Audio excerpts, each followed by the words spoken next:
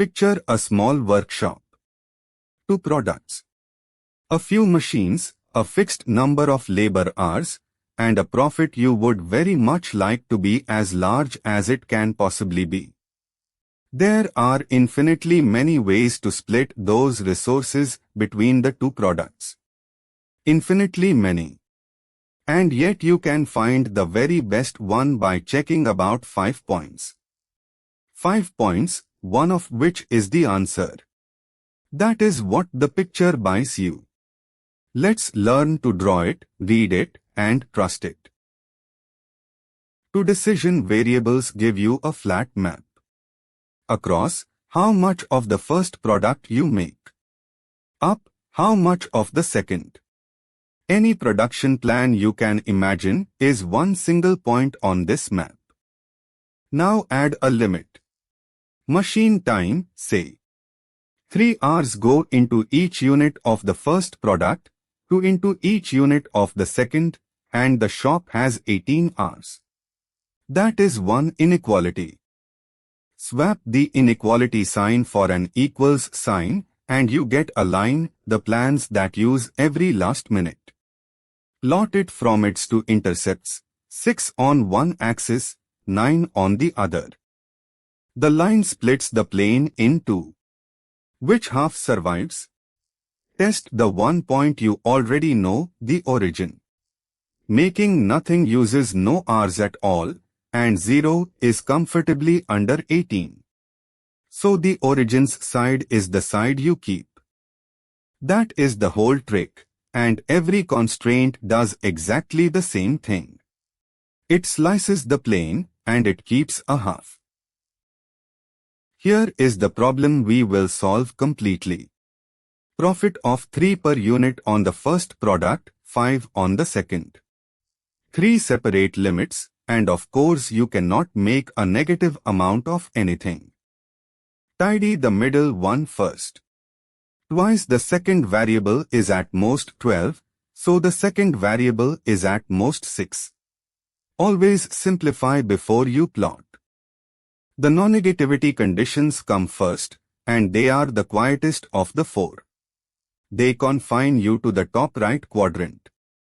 The first limit is a vertical line at 4. Anything to the right of it is out, so shave the region back. The second is a horizontal line at 6. Everything above it goes. And the machine time line cuts the corner off diagonally. Test the origin each time to be sure you are keeping the right side. What survives is this 5-sided patch. Every point inside it is a plan you could actually run. Every point outside breaks at least one promise. Now mark the corners, because they are about to matter enormously. 3 of them sit on the axis, and you can read them off. The other 2 are where a pair of constraint lines cross, so you solve those 2 equations together. Here is the fact that makes all of this practical. If a best answer exists at all, at least one of them sits at a corner of the region. Why? Because profit is linear. Walk along any edge of this region, and your profit changes at a perfectly steady rate. It never dips and comes back. So if walking forward is paying you, you keep walking right to the end of the edge. To a corner. So the search collapses to something you can do by hand. 5 corners, 5 pieces of arithmetic. Nothing at 0.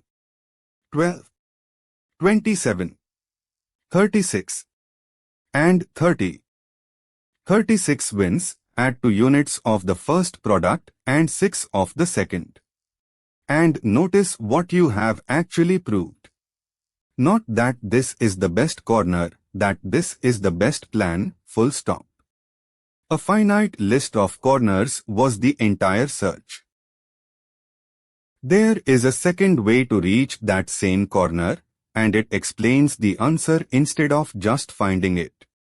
This time, draw the profit itself. Pick any profit you like. say 15.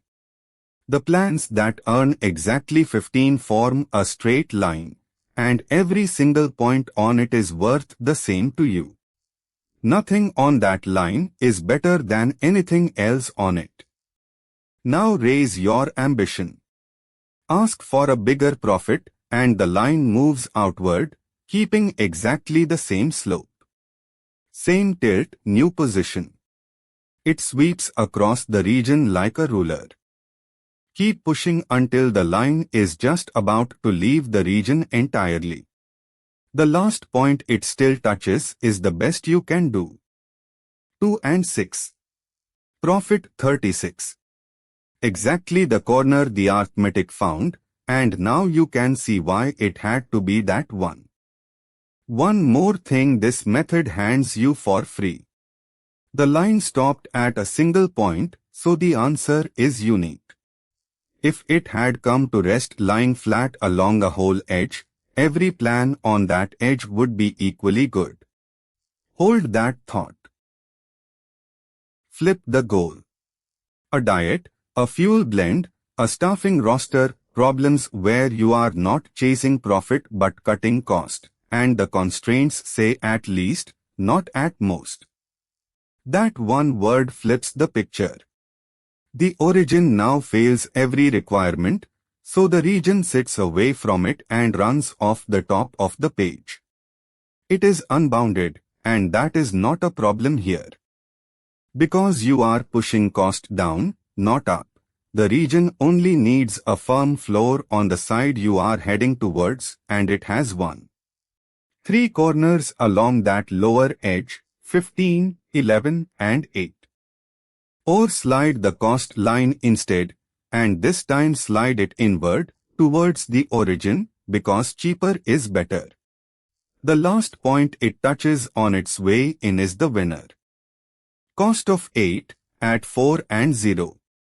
Same recipe as before, plot, shade, find the corners, only the direction of travel changed. Most problems end with one clean corner. Some do not. 4 situations look strange in algebra and completely obvious in a drawing, so learn them as pictures. First, alternative optima. The profit line is parallel to one of the binding constraints, so it comes to rest along a whole edge instead of at a point. Every plan on that edge earns the same. You do not have one answer, you have a shelf of them, which is good news because you can pick on other grounds. Second, unbounded. The region is open in exactly the direction that improves your objective, so the line slides forever and profit runs to infinity. In the real world that never happens. It means you forgot to write down a constraint. Third, infeasible. The half planes simply do not overlap.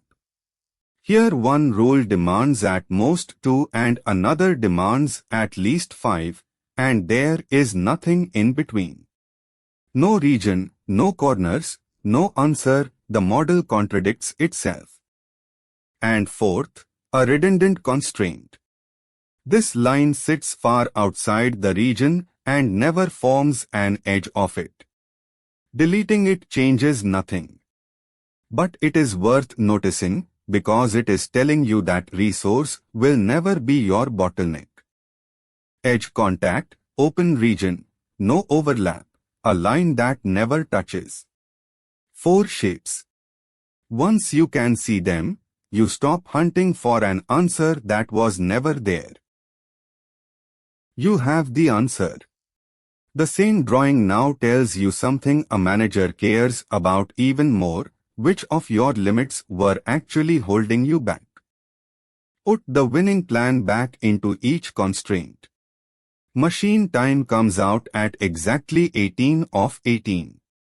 The second product hits its ceiling of 6 precisely. But the first product uses only 2 of the 4 available. A constraint with 0 left over is called binding. It is used up, and look where the optimum sits, exactly where the two binding lines cross. The corner is not a coincidence, it is the solution of those two equations. The leftover 2 is called slack, spare capacity you never used.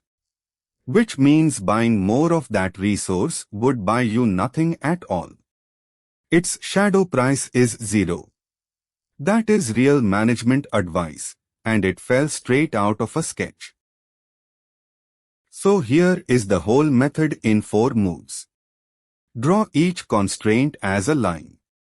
Test a point to keep the right side. Intersect everything into one region. Then take its corners. 5 habits worth keeping. Use the corners for a reliable number and the sliding line to understand it. Plot from intercepts. Always test the origin. Treat an edge of optima as a gift. And read the slack before you walk away. Now one for you.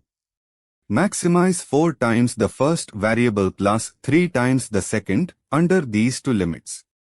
Sketch it, find the 4 corners, and evaluate. If you land on 3 and 4, with a value of 24, you have got it.